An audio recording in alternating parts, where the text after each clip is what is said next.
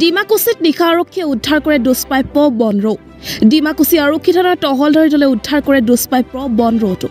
আৰক্ষীয়ে উদ্ধাৰ কৰা দুষ্প্ৰাপ্য বনৰৌটোৰ ওজন প্ৰায় ৩-৪ কিলোগ্ৰাম। ডিমাকুছি আৰক্ষী থানাৰ ভাৰপ্ৰাপ্ত আৰক্ষী বিষয়া মহানন্দ ভূঞাৰ নেতৃত্বত যোৱা আৰক্ষীৰ টহলদাৰী দলটোৱে ডিমাকুছি বাদলাপাৰা পথৰ দাঁতিত প্ৰত্যক্ষ কৰে প্ৰকাণ্ড বনৰৌটো। দুষ্ট চক্ৰৰ কবলৰ পৰাৰ আগতে ডিমাকুছি আৰক্ষীয়ে পথৰ পৰা বনৰৌটো সুকলমে উদ্ধাৰ কৰি নিশাই বৰনদী অভয়াৰণ্যৰ বন বিভাগক খবৰ দিয়ে। আৰক্ষীয়ে উদ্ধাৰ কৰা বনৰৌটো বনকৰ্মীৰ সহযোগত বৰনদী অভয়াৰণ্যত এৰি দিয়া হ'ব বুলি জানিবলৈ দিয়া আৰক্ষী বিষয়াজনে।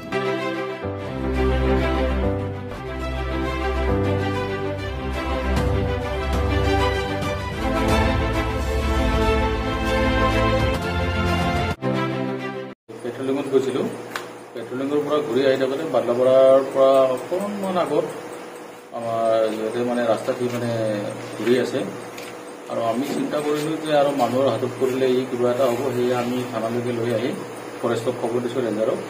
ৰেঞ্জাৰে এতিয়া আহি আছে নিবলৈ, তেখেতে আহি লৈ যাব।